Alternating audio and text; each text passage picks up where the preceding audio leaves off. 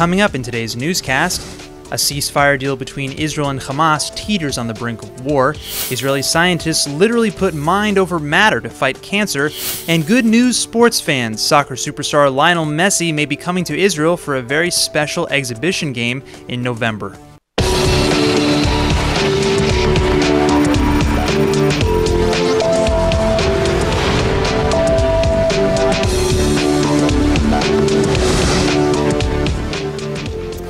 After a devastating weekend of violence, a ceasefire between Israel and Palestinian factions in the Gaza Strip finally appears to be holding.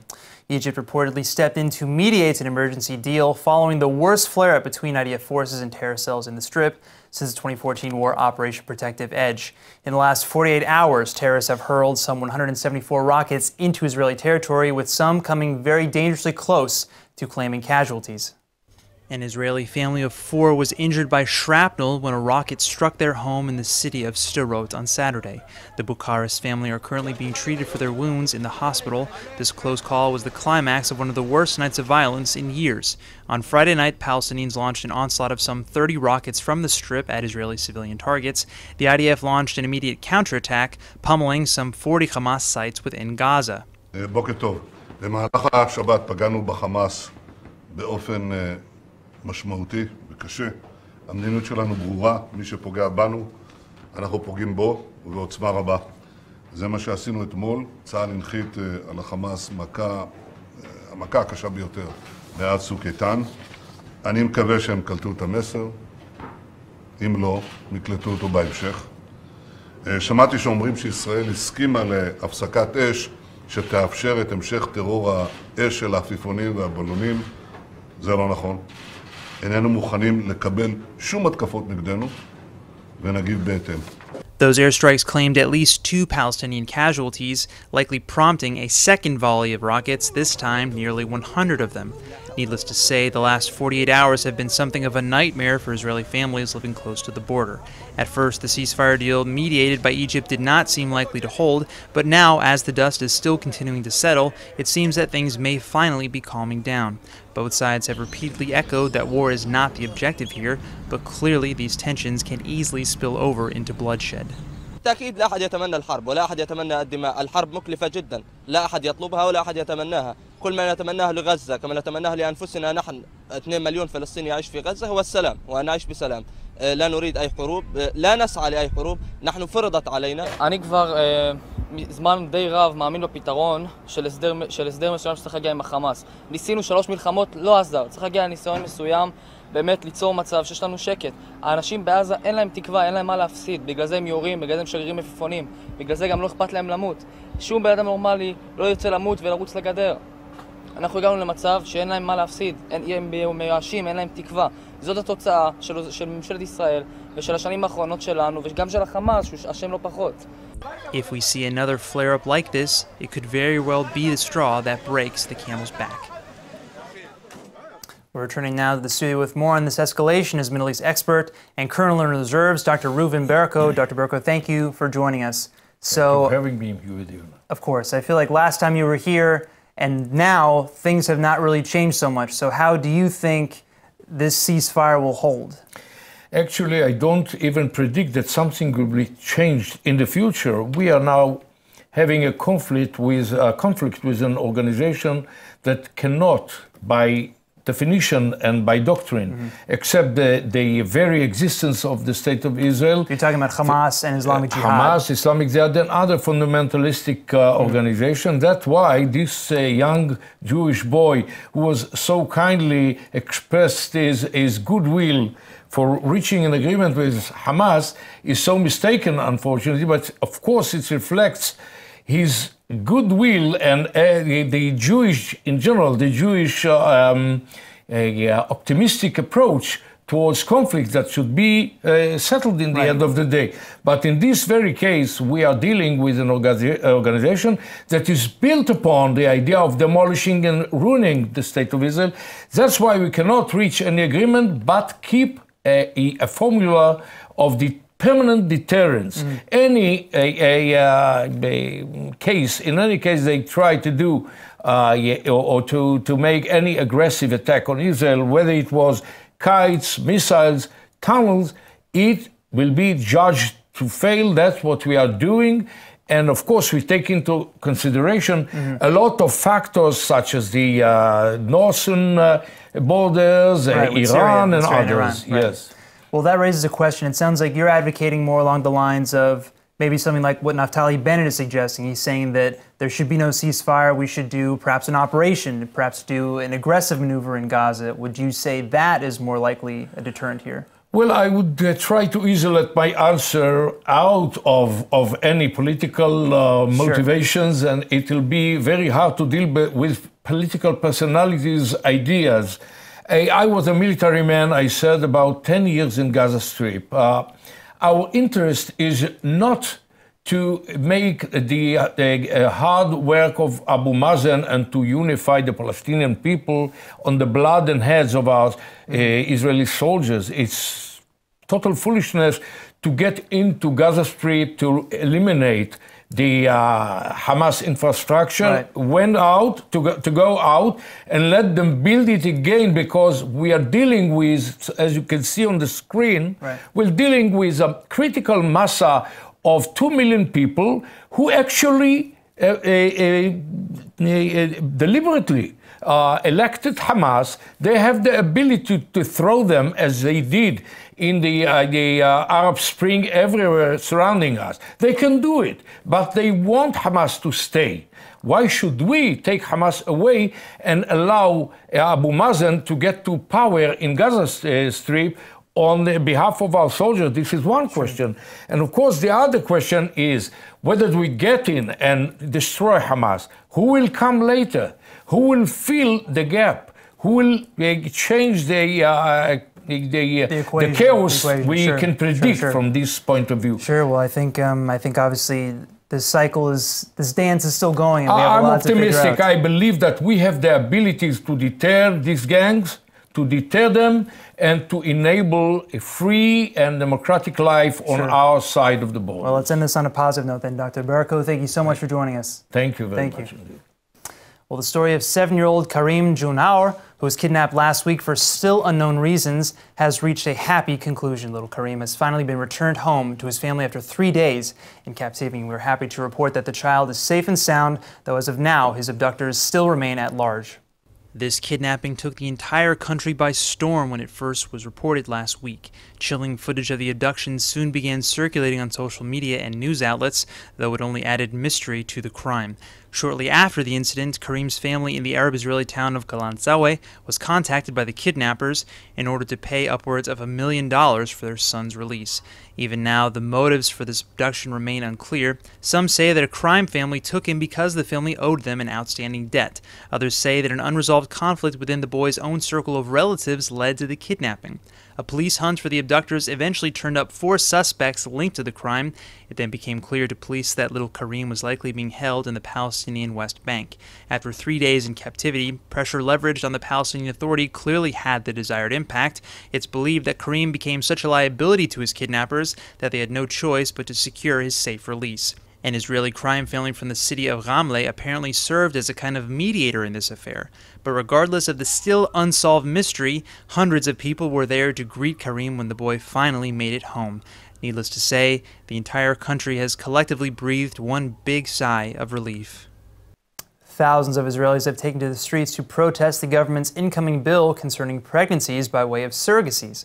Last week, the bill was amended to legally allow single women to carry a child by a third-party surrogate, but in a controversial move, an amendment granting that same right to same-sex couples was struck down almost overwhelmingly. Israel has often prided itself as being perhaps the only safe haven for members of the LGBTQ+ community in the Middle East. Indeed, with its annual Summer Pride Parade and Pride Week, the city of Tel Aviv is considered to be one of the gay capitals of the world. Equality legislation, on the other hand, has sometimes been a bit harder to come by. And this is generally seen to be the case due to the considerable ultra-Orthodox foothold in the coalition, which typically opposes legislation for same-sex couples and the LGBT+ community in general. This is somewhat the situation here, following the Internal Committee's exclusion of same-sex couples from the new surrogacy bill, which goes up for an official vote tomorrow. One member of that committee, Knesset member Amir Ohana, pleaded on behalf of same-sex equality by recounting his family's own traumatic story. The Likud MK is openly gay and had to fly to a foreign country with his partner in order to obtain a legal surrogacy birth. Neither he nor his partner could be there for the majority of the pregnancy, of course, and then when their twins were born prematurely in emergency circumstances, they were 1,000 miles away, helpless to do a thing. Ohana asked the committee, quote, "I am not defying the rabbinate and going against religion, just asking for a bit of humanity," end quote. His plea was, however, inevitably struck down, and that's why 3,500 Israelis have just picketed at various government buildings all over Tel Aviv. Clearly, for this very personal issue, the war is still far from over. Well, keeping kosher outside the home just got a bit trickier for Jews across Israel and the United States following two major changes to kosher law and certifications. ILTV's Aaron Porras has more on this story. So, Aaron, who and what is exactly affected here?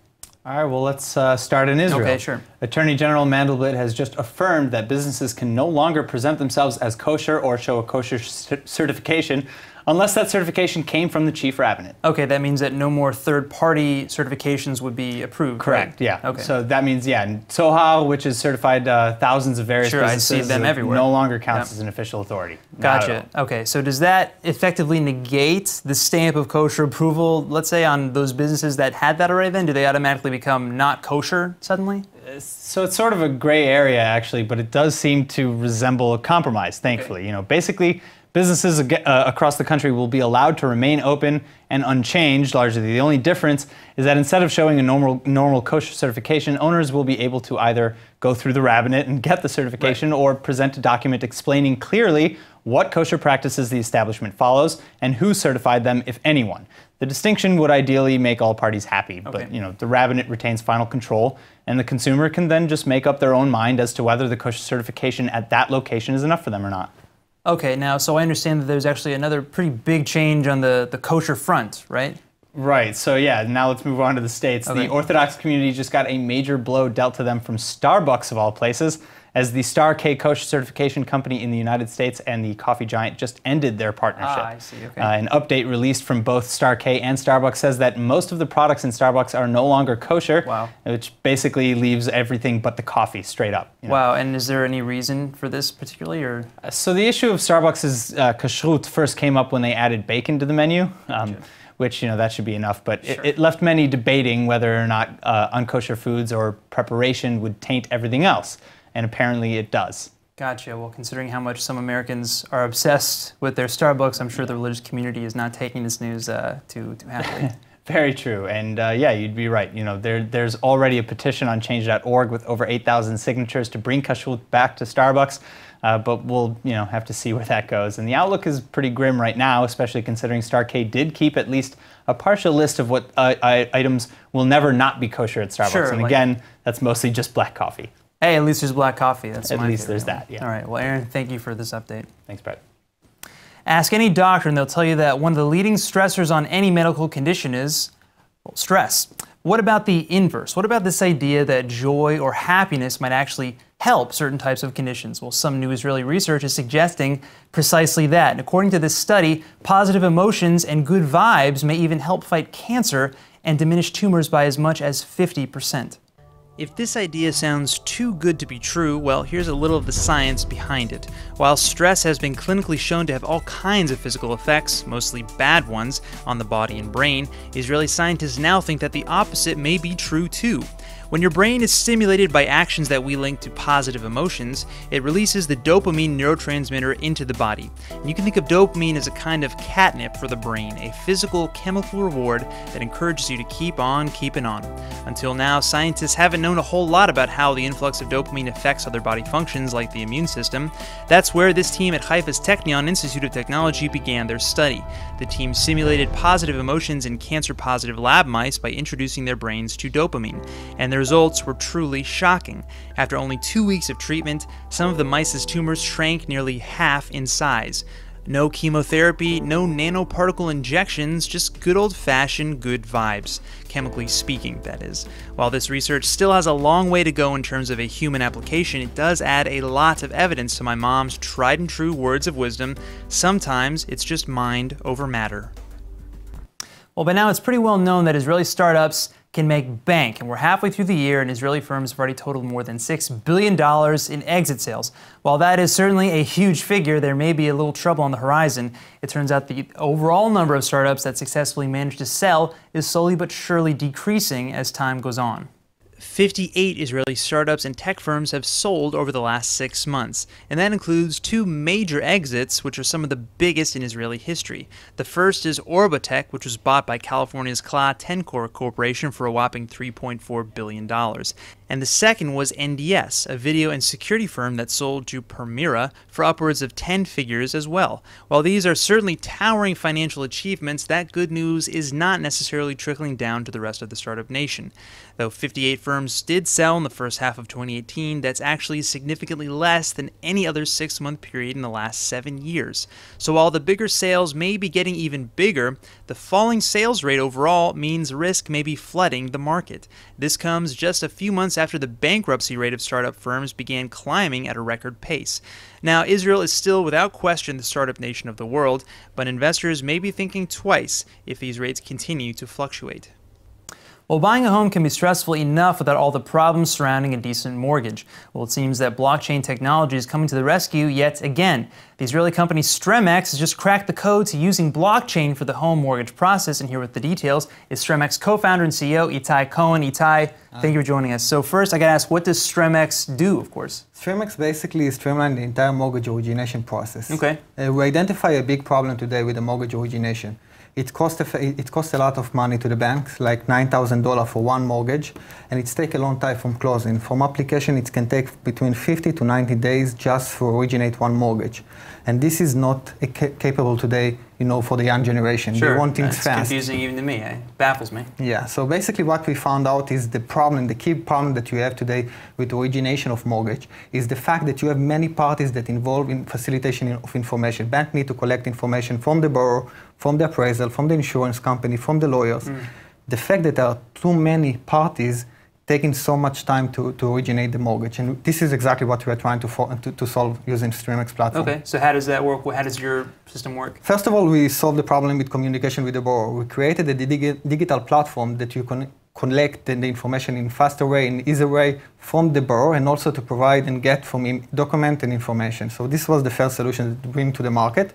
Secondly, we created a platform using blockchain technology that really create an ecosystem for sharing of information between the different parties in one database.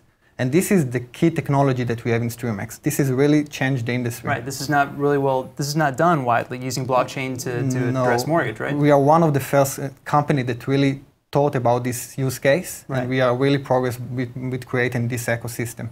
Right, now let's say I want to get a home, I'm going to start up a mortgage. How do I find you guys? How do I get your help? You will not find us. You will find the banks that use in our solution, basically. Okay. So we are selling our platform to the banks, and we are creating an ecosystem outside of the banks. But you will not know that this is a blockchain. You will just have a nice experience of filing your information and sending your document to the banks. But what happened in the back office is really where the technology is taking place. And you guys are starting in Israel, or is this the idea is to expand to? You could go anywhere with this, right? We are partner of Barclays Accelerator operated by Techstars. So we are also working with Barclays Bank, and we are working with Israeli banks as well, and we are trying to create this innovative solution in the market. Wow, it's amazing. So Streamex, and you guys are already up and running. We are up and running. We are very close to sign 2 POC with the big mortgage lender, one in Israel and one in Hong Kong. And I think it's going to be very interesting to see how the mortgage industry is going to evolve in the next couple of years. Cool. Well, if someone's getting a mortgage now, they may be getting your help even as we speak. They may not even know it, but Itai, it was very nice to meet you, and great work. Thank you so much. Thank you very much. Enjoy it. Of course. One of Israel's most cutting-edge minds is Dr. Kira Radensky. Hailed as a sort of digital prophet, Dr. Radensky was named one of MIT's 35 under 35 for her incredible algorithm, which, get this, predicts the future based on past trends in history. Well, this impressive innovator will be now expanding her work to help the whole world. The doctor has just been recruited by a United Nations panel designed to help protect our digital future. Dr. Radensky will join an elite panel of 19 members whose work and research will help pioneer the future of cybersecurity in every way imaginable. The international group will also seek to improve cross-cultural relations and boost global cooperation in technology. For so many reasons, this is a very big win not just for the UN, but probably for the entire world. By the time she was 15, Radensky had already distinguished herself by being the youngest college student at Israel's Technion. She has 3 degrees under her belt in computer science, and on top of being distinguished by MIT, she's also the director of data science at eBay, where she serves as Israel's chief scientist. Israel's ambassador to the UN, Danny Danon, praised the news when it was announced by the UN. Melinda Gates, wife to Microsoft founder Bill Gates and co-founder of the Gates Foundation, is a co-chair on this panel, along with Alibaba executive Jack Ma. Clearly, these are some of the best minds in the world coming together to protect our digital borders. Who knows what the future may hold? Well, maybe Dr. Radensky already does. Some of Israel's most revolutionary development occurs in the military sector, and today's news is no exception to that. The makers of the Iron Dome have just completed upgrades on the Gil 2 anti-tank missile. Now capable of breaking through nearly 8 inches of reinforced concrete, the Gil 2 is being shipped to armies all over the world, starting right here in Israel. The Gil 2 is one of the Army's golden standards for ground defense, but the new upgrades also lighten the payload, extending the missile's range to over 3.5 miles. Additionally, the missile can now be triggered to explode in midair if it detects enemies along its path. The new Gil 2 can even hit targets without a direct line of sight. But Israeli firms also stand on the forefront of an entirely new field of weapons tech, military drones. Elbit Systems has just announced a new unmanned drone that complies with NATO criteria, allowing it to fly in civilian airspace. Our customers are governments, and they use the UAVs both for what you call military use, but also for homeland securities, because the threats or the challenges they are facing now is not only like a big war as it was in the past, but also homeland security operations above the cities, above the urban terrains. So they needed to be able to fly in those areas. Indeed, the ability to safely fly alongside commercial aircrafts would be a major asset to guarding national security threats. But this is no easy task, considering the complex systems of interlaced air traffic that changes on a daily basis. Now, despite the challenge, the makers of the new Hermes 900 Starliner say their new drone will be ready to fly in 2019, and the first batch is already pre-sold to the Swiss Army in a deal valued at $200 million. So next time you're on a plane, don't be too shocked if you look out the window and see a plane flying without a pilot. Well, Israelis across the country were pretty bummed when a friendly match with Argentina's national soccer team fell apart a couple months back, and that's mostly because they wanted to catch a glimpse of world-renowned superstar Lionel Messi in action. Well, it looks like that dream may be coming true after all. Talks are reportedly now underway for a match between Barcelona and Atletico Madrid, which would take place in Haifa. If the plans come together like Israelis hope, they'll be able to see Messi in his Barcelona colors, competing in an exhibition match against the Madrid team this November. Hopefully, this would somewhat make up for the messy situation that caused the Argentina game to fall apart earlier this year.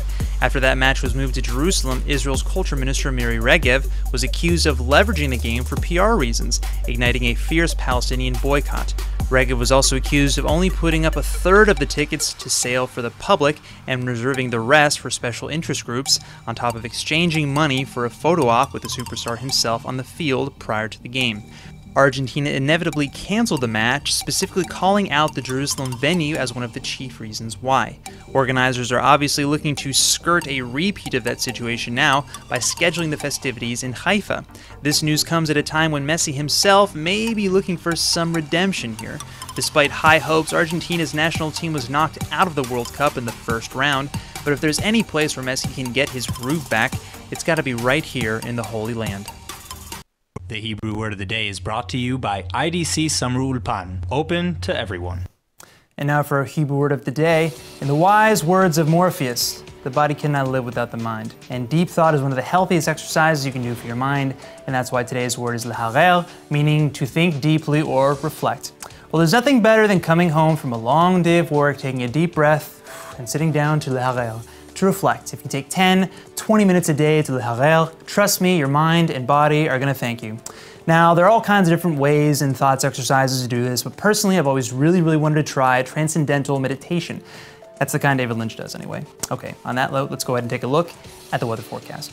Tonight will be warm with clear skies and a low of 75 or 24 degrees Celsius. And tomorrow, you can expect some more partly cloudy skies and warm weather with a high of 89 or 32 degrees Celsius.